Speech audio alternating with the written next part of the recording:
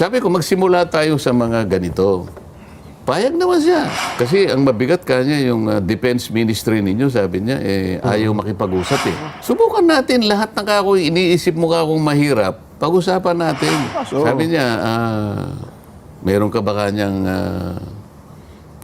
contact, sabi niya, sa opisina ng DND, sabi niya. Secretary Gibo, Teodoro. Yung kako sekretary, nakakausap naman natin. Kasi kapwa kami taga-Tarlac. Pares kayong taga-Tarlac po. Medyo nanlaki yung mata niya eh. Talaga? Sabi, sabi ko. So, kaibigan mo pala siya? Sabi ko. Sana isang araw makapagkape man lang tayo kahit tayo. Subukan natin yun. Sabi ko, wala namang gesture niya, imposible. Nakita ko sa panig niya yung talagang openness. Ayun. Na po, gusto kong ibungad, kayo ho pala'y naimbitahan ng Chinese Ambassador to the Philippines, Sen. Tismoso ko naman eh. Paano mo nalaman? Wala naman akong kinukwento sa'yo. Hindi, tsaka hindi pa yun, Sen. Wala kayong kamalay-malay. Nakunan ko kayo ng mga larawan. May picture pa? Ayan o. May lumitaw? Yan ho. Oo nga, no. Akala ko nga, nasa China kayo, Sen. Sabi ko, naiwanan na naman tayo. Siya ba ang US, ito bang Chinese Ambassador to the Philippines. Ako ba yan? Opo. Naku, hindi kayo makapagkakaila. Hindi naman AI. Hindi, naimbita ako eh. Yan ang bagong ambassador ng China. Yes po. Sa ating bansa. Pinalitan niya yung dating ambassador na si Wang Zilian. Kilala niyo naman yun eh. Opo. Sikat sa Pilipinas yun, si Wang Zilian. Bagong ambassador na yan, binasa ko yung kanyang background. Siya'y mataas ang kanyang posisyon sa embahada ng China sa Amerika na nakabase sa Washington, D.C. Dati po. Kaya maski sa pagsasalita, matatas mag-Ingles. Medyo parang si Nelson mag-Ingles. Matinding mag-Ingles. Talaga, Ano na pag-usapan nyo, Sen? Yan ang sikreto.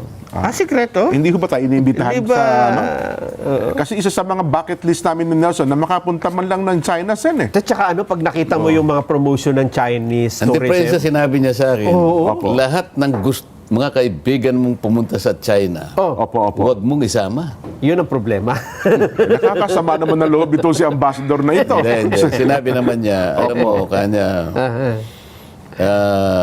isa sa mga pag-asa ko na dapat mangyari habang ako'y ambassador, talagang ma-stabilize ko yung relasyon ng ating bansa. Yun ang ng dalawang bansa natin. Ganyan. Lahat naman ng ambassador, ganoon ang palaging kanilang layunin. Yung maging maganda, maayos, matatag, produktibo yung relasyon ng bawat bansa. Okay. Abay, sabi ko, maski ako ganyan. At palagay ko, lahat ng mamamayan namin, ganun ang kanilang gustong mangyari. Sabi niya, magtulungan tayo. Sana tulungan mo rin ako na maipahayag natin sa kanila na ganun nga ang layunin ng China. Ayan, ganyan. At marami kami pinag-usapan. Ano po yung meron bang kasi alam niyo naman ngayon, Sen, parang may mga campaign sa social media lang naman na para bagang pinasasama yung larawan ng China eh. Di ba? May mga ganung aminin naman natin o hindi, may mga kumakampanya ng ganun po eh. Although sa social media naman, Sen. Ganun nga, maski siya naman alam niya yon. Ang pinakiusap niya lang, sana man lang ay... Ako hindi ako naniniwala na sa relasyon ng dalawang bansa ay dapat walang zero-sum game, sabi niya. Ang ibig niya sabihin, nung ginamit niya yung zero-sum game, parang bihasa ito sa lingwahe ng diplomacy talaga. Yung zero-sum game kasi, kasama yan sa game theory, sa, alam mo na, sa diplomacy, public diplomacy na hindi naman kailangan mag-gain ka yung isa naman ay nalugi. Kailangan parehas kayo. Ang gusto niya yung walang nalulugi. Maganda, ma-stabilize natin. Pangkaraniwan kasi, magkakagasta ka bago mo ma-stabilize. Dapat walang ganon. Walang negative. Pwede namang mangyari yun. Sabi ko, palitan natin ang naratibo. Sabi ko ganyan. Kasi ang nangyayari dito sa ngayon at maging yung media ngayon, maliit na bagay lang ang nangyari. Halimbawa, nagkaroon ng dispute sa South China Sea. Opo. Maaring nagkaroon ng skirmish, halimbawa. Opo. Palalakihin at palalakihin niya. Ayun na nga po, hinahype. Oh. Samantalang yung mga nagagawa ninyong mabuti, kung meron man, at nakikita ko naman talaga, pinipilit nyo naman na magkaroon tayo ng ugnayang pang-economic, di ba? People to people. Opo. Pero hindi na-highlight yun. Ang na-highlight yung, kinanyon mo yung ganito. Di ba? Opo. Yun ang palaging lumalaki. So yung naipupundar ninyong mabuti, natatakpan nung ganito. Opo. So sana nga, puro isda lang naman ang pinag-uusapan dyan. Ba't pa natin pag-uusapan ng... Pag-aawayan pa ba natin ng mga isda? Oho. Sabi ko, yung mga isda, common yan eh. Common. Yes po, oo. Ngayon, kung payag ka, sabi ko, simulan natin doon sa sinabi ka ako nung arbitral tribunal. Medyo napaganon siya ng arbitral tribunal eh. Oo, nako. Iniiwasan nila yun. Allergy. Allergy. Relax ka lang, cool. Kasi sinabi lang doon, kako, palitan natin ang naratibo. Kasi sinabi niya, yung Scarborough Shoal Apo. is a traditional fishing ground. Opo. Siguro, naiintindihan mo naman yun. Sabi niya. Ibig sabihin noon, mangingisda ninyo, mangingisda ng Vietnam, mangingisda ng Pilipinas, pare-pareho pwedeng makinabang.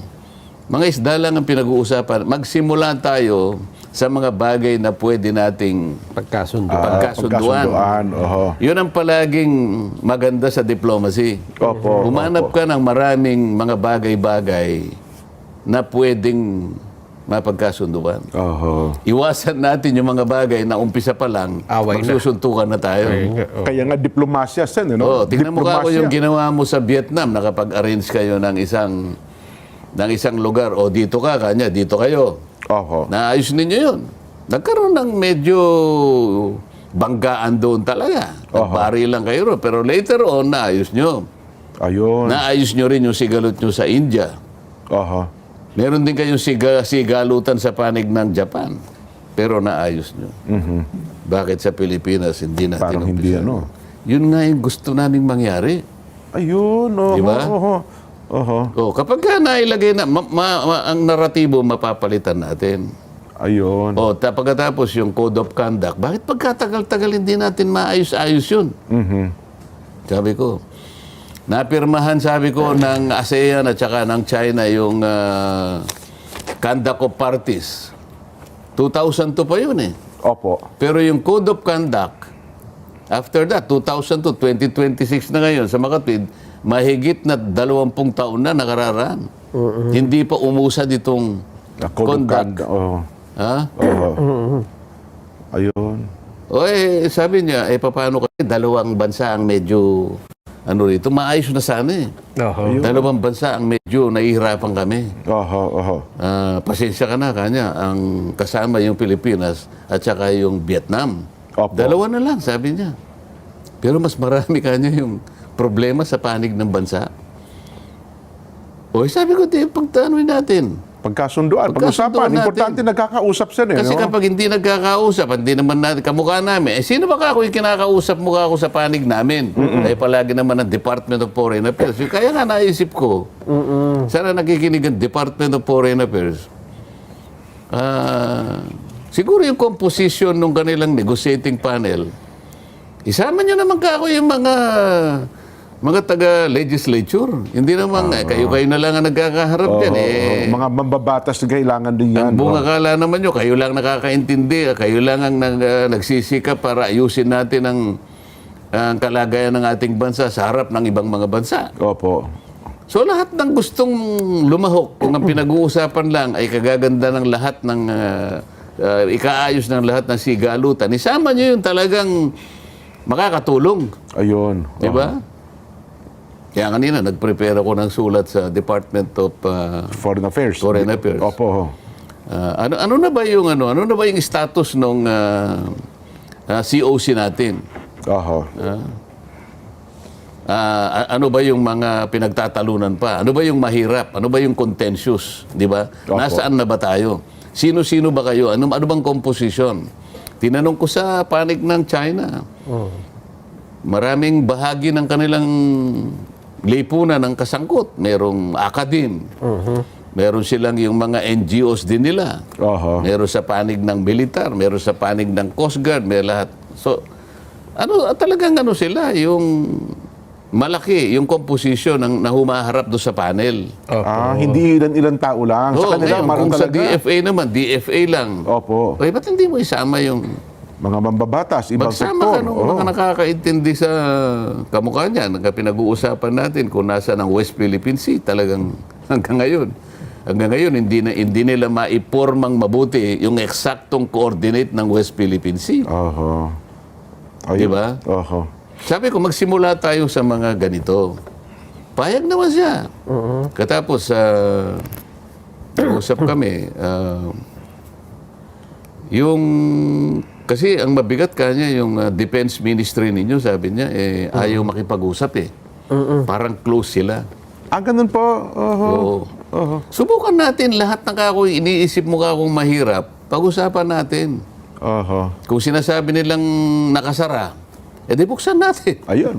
Di ba? Kumatok tayo, baka pwede ko sila magbukas. Oo. Sabi niya, meron ka ba kanyang contact, sabi niya, sa opisina ng DND, sabi niya. Secretary Gibo, Teodoro. Oo. Yung akong sekretary, nakakausap naman natin. Kasi kapwa kami taga-Tarlac. Pares kayong sabi ko. taga-Tarlac po, oo. Medyo nanlaki yung mata niya eh. Talaga? Sabi, sabi ko. So kaibigan mo pala siya? Oo, sabi ko. Oho. Sana isang araw makapagkape man lang tayo kahit tayo. Subukan natin yun. Sabi ko, wala napakagandang, namang, gesture wala niya, namang Sen. imposible. Nakita ko sa panig niya yung talagang openness. Ayun.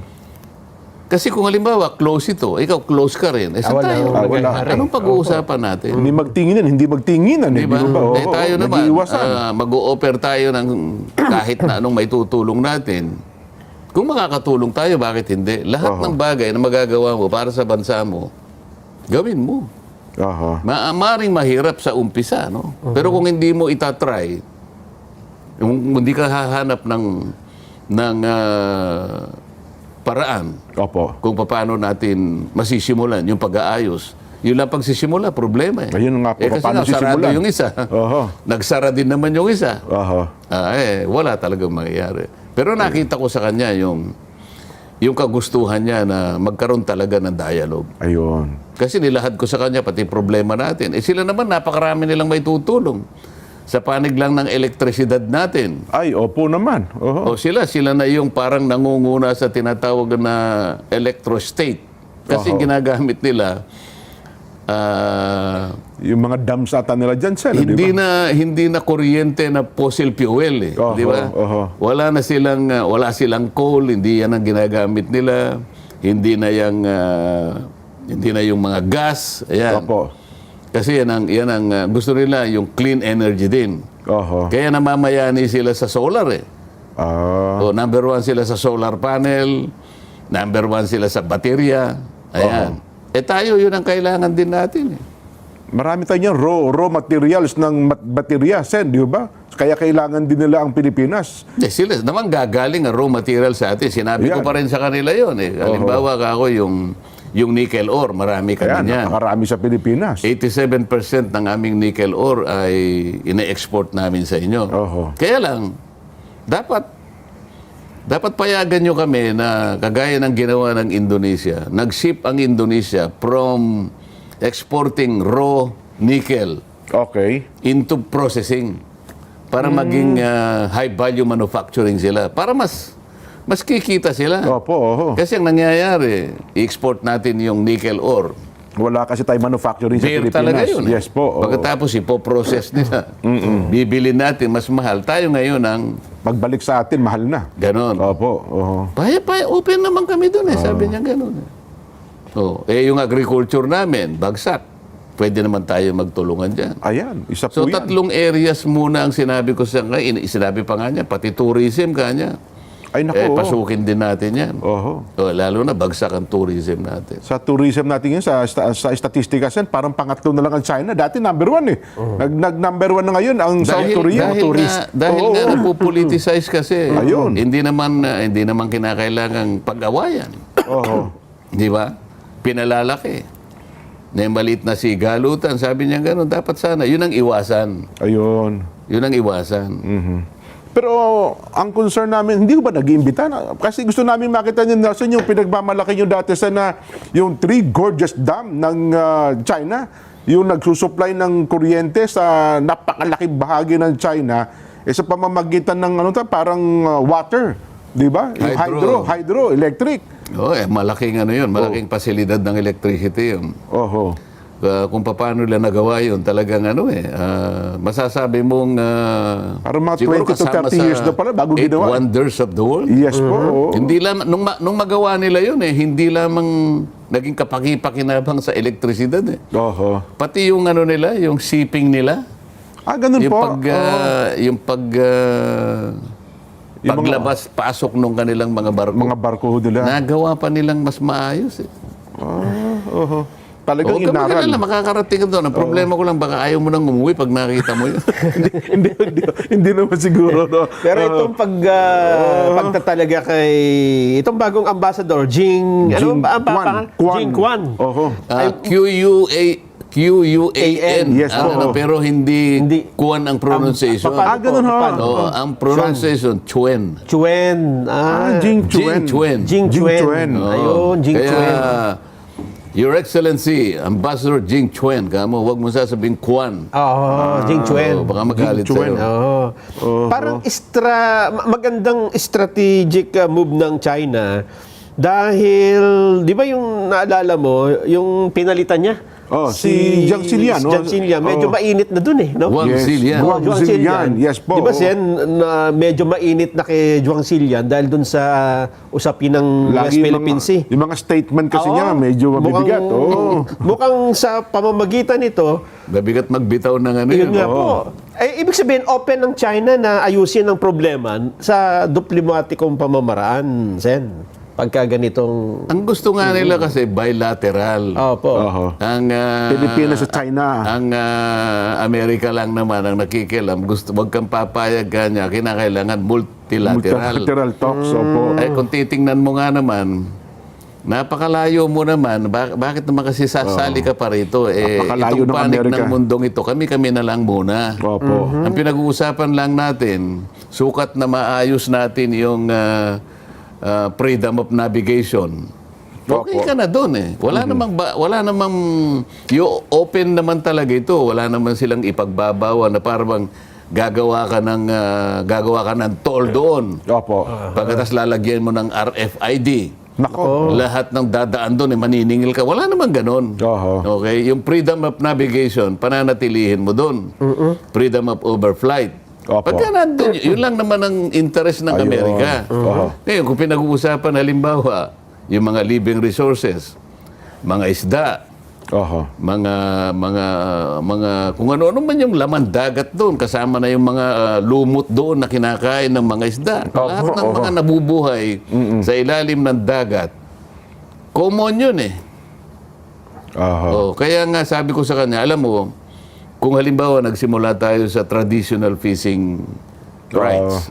Alam mo naman yun sabi ko. Kabisado niya kasi nakangiti siya Yes po. Mas madaling pag-usapan ito because this only involves private rights. Ayun. It does not concern territory. Ayun. So huwag muna tayo mag-usap sa territory. Masyado ka akong masalimuot yan. Yan ang gusto ko sabi niya. Sabi niya. Ayun pala, Pero naitanong... Nagkakaintindihan kami, parang marunong siya ng Kapampangan Ganun ba? Yun ang mabigat. Yan nga pang gusto ko itanong sa inyo. Naitanong nyo ba, Sen? Kasi tinignan ko kung sino-sino mga nakausap na niya, no? Pangulong Bongbong, yung una niyang pinuntahan. Sinabi niya rin sa akin, dalawang beses ko nang nakausap ang inyong Pangulo, sabi niya. Oho. Okay. Secretary ng Foreign Affairs, Oho. Assistant Secretary ng DFA, Special Envoy of the President for Trade and Investment, Mayor Frederick ng Go. Maynila. Oh. Tapos kayo po, Sen. Oo, pero napansin mo sa listahan mo, Oo. Sa mga hindi mambabatas. niya nakausap ang Secretary of National Defense. Wala pa nga. Wala pa nga. po. Wala pang Kaya ang chance. sinasabi niya, sabi niya, Senator, sabi niya, baka naman kanya isang araw, Mabagita na kayo, no? maimbita natin si... Tayong tatlo lang, magkakapit tayo, sabi niya. ganun. Trilateral. Koboy. Trilateral meeting. Edi, i-text mo ako, kako. Na yan ang gusto mong mangyari. Ayan. Hindi pa ako nakakalabas dun sa village nila, tinext niya na ako eh. Oo, sabi. Ipakikita ko sa yung text niya. Sabi. Yun, unang-una, pinasalamatan niya ako na salamat kanya na pinaunlakan mo ako sa imbitasyon ko na magkita tayo. Oho. At ako'y natutuwa sa marami nating napag-usapan. Ayan. Yun. At isa nga sa gusto ko sanang makadaupang palad ay yung Secretary